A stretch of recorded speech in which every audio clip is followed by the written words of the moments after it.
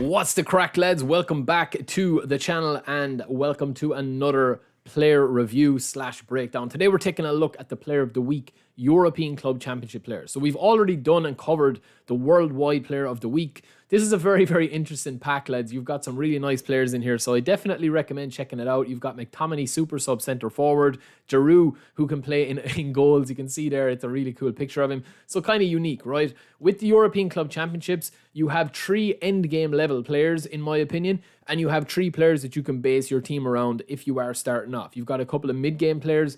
Dan Burn, I've slept on him for a while. He's an absolute giant, probably the only collar killer in the game. He's a beast of a player, so he would be a good spin to get as well if you want to go for him. He can play centre-back, an absolute colossus at the back. Brilliant stats all around. You can't train up these players. So we're going to take a quick look at them. I've already spun for Bruma for a tutorial video that I was doing to get your free spin. But yeah, there's always probably about 5 or 6 players in this that are just not worth it, in my opinion. And the rest, there's always one that is worth spinning for, right? So if we were to start off here with this guy as your centre forward, you know what you're getting with him. Pace and power is a super sub. That kind of changes things. Doesn't have a real face as well. That might throw people off. But the balance is a bit of a killer on this one, and the tight possession. As a goal poacher and a small base goal poacher, I would definitely say that Aubameyang is better in the other selection if you wanted to spin for it, right? I'd also say the same about Thomas Muller. Thomas Muller, in my opinion, depending on how you play the game, right? He just is too slow. He's not quick enough for that, a lot of formations. If you're playing possession, yes, you can do him as a whole player, and you can have him in that kind of Bruno Fernandes role, that you can just sit him in the middle, sit him in the pocket, and just be able to shoot from long distance, and also be able to curl shots in. He's got brilliant player skills. He's also got captaincy, track back, and pinpoint crossing, which is very unique, as well as acrobatic finishing and heading. So he kind of has it all, right? But he is down as a whole player. A lot of his cards have been dummy runner. His attack and awareness is where his strength lies for his amazing runs into the box, right? He has caused me a lot of problems when I've played against him. I've just never given him a really good crack. And he's kind of like love him or hate him. Some people absolutely swear by him. Some people just do not like him whatsoever, right? So he is a fairly interesting player to have as well. Pedro, not as fast as he probably would like because he is 36 years of age now. But I mean, 86 acceleration at that age is still phenomenal. And again, you've got that super sub. You've got a lot of these players that are impact players. That's what you have with these. So these are players that I would be springing in off the bench. And once you kind of put a player into an impact player tier, right? And you're saying like, right, I'm not going to be starting Pedro. I'm not going to be starting Muller. But when they are impact players and they become those impact players, they take on a different list and they take on a different category. And that is why I would recommend getting a couple of these guys if you do not have any super subs yet. Just your average winger apart from that. We also have Bruma. He's just your average winger as well with blister and pace. Balance is a bit of an issue and his tight possession, but his inconsistent form, we actually spun him, so we'll test him out on live stream. We also have Sanchez. We saw this guy play the other night against Manchester United.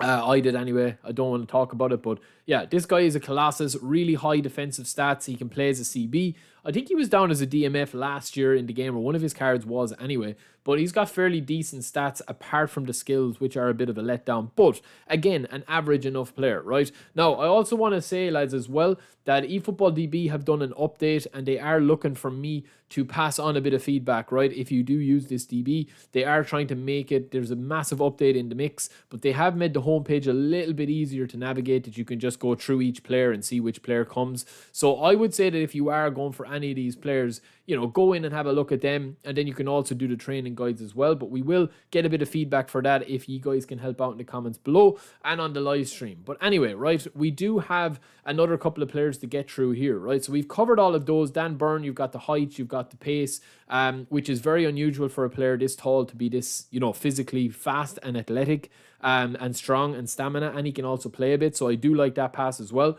But it's going to all be about these five players here. I'd even put Zubeldia in here, right, as a very good centre-back. He's just your mobile centre-back, right? So a lot of people ask me what's the best mobile versatile centre-back partnership. Should you play 2 destroyers? Should you play a build-up? I've said forever, if you're playing 5 at the back or 3 at the back, have a really tall, you know, strong, physically strong, but slow centre-back. such as Van Dijk, Varane, De Ligt, any of those in the middle, and then have your two versatile like Timber, Koundé, this guy, Reinildo, Tomiyasu, right? Obviously, the higher you go up with the legends and stuff, you will be able to mix and match and have players that will be able to do it all. But if you are starting it off, I would definitely recommend two versatile with a 5 at the back or a 3 at the back, or else one versatile, one strong, one physical one as a partnership, right? So he is pretty decent. We also have Ter Stegen. There's been a lot of different versions of Ter Stegen out. He is an amazing goalkeeper. He's really started to grow on me since I bought the Barcelona pack. And you know what you're getting. All you need with goalkeeping, lads, is if the goalkeeper is higher than 190, you don't need to have his reach more than 90, okay? So this guy is just on that cusp when he gets the boost with the manager boost. He's going to have 91 goalkeeper reach, 93 awareness, and 95 reflexes, which is incredible. He's just the right height as well. If he was lower than 185, I would say that the reach and the jumping needs to be a little bit higher. Because you can't train these players, I probably wouldn't recommend spin, but he is kind of an endgame level goalkeeper if you don't have an epic, right? Foden would be the same. He's down as an AMF attacking midfielder, creative playmaker. A bit disappointed with his speed and stamina here because there has been other versions of Foden where you can get his speed up a lot better, but he does have track back. It's a more defensive kind of option, brilliant ball control. I would say as an attacking midfielder, I would be using Foden strictly as kind of like a centre midfielder, attacking midfielder hybrid, kind of like Pedri, that is able to use sub-tactics and get on the ball and just mess with your opponent's head. That you could start Foden left wing, and then you could put him to the right side of centre mid. So if he's man marking you, which a lot of people are doing lately, you can drag his opposition players all over the pitch, right? So another interesting player. We also have Barella and Vinicius, right? So we've got centre forward Vinicius. This guy is an absolute beast. He's got one touch pass as well as true passing. So a very interesting card. You've got Barella with weighted pass. You've got Vinicius with one touch pass as the player skills unique to these cards, right? So Vinicius is a very, very interesting one. I think he's one of the best wingers in the game, but this card specifically as a goal poacher is incredible because he's got every single thing that you could possibly want on a card that has like very low passing, but he has one touch pass. His dribbling is brilliant. His tight possession is a little bit low and his balance is low compared to the other cards on the market. But because you're playing him through the middle, this guy is going to be like Son. This is how you play him as a goal poacher, right? I would not play this card on the left side of the field unless you're playing him left mid and then sub-tactic, changing it up into centre forward.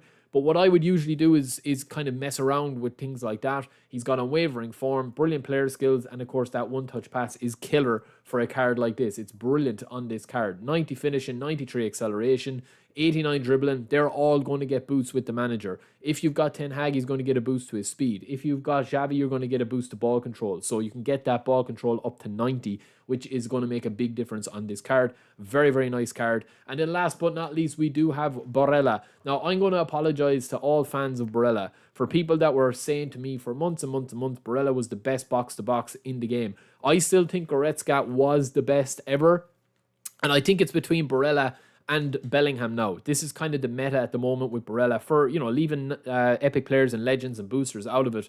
This guy is phenomenal. Excellent, excellent ability on the ball. Excellent aggression. Like, you're going to have a player here that's very unique. You're going to have low pass at 90 with the manager boost. You're going to have aggression at 90 with the manager boost. You're going to have speed and acceleration nearly at 85. You're going to have huge balance and stamina. You're going to have brilliant ball control for a centre mid. And of course, you've got those tackling and defensive engagement stats, as well as having interception, sliding tackle, acrobatic clearance for a small guy is huge. And then defensively, even fighting spirit is huge. And going forward, you have one-touch pass and long-range shooting. So he can kind of do it all. I still maintain that Goretzka was at the time the best centre mid, but this guy is a phenomenal card. Is he better than other versions of him? That's up to you, but some people mightn't have been playing the game that long. So if you are a newcomer, check out some more of my videos. If you are a regular, we will be back streaming quite soon today, so I hope you guys check it out, and we'll have a bit of carnage in the chat as usual. So until next time, lads, don't forget to subscribe. That is it for the Player of the Week breakdowns. Obviously, the top picks are them three boys there. It's fairly easy to see, but Dan Burn also is a phenomenal pick. If you do get him, plays way above his stats, and I've seen a lot of clips with him and played with a lot of co-op with him, that he's just been a monster at the back. So that is it for me. I will talk to you in a bit, lads. Peace.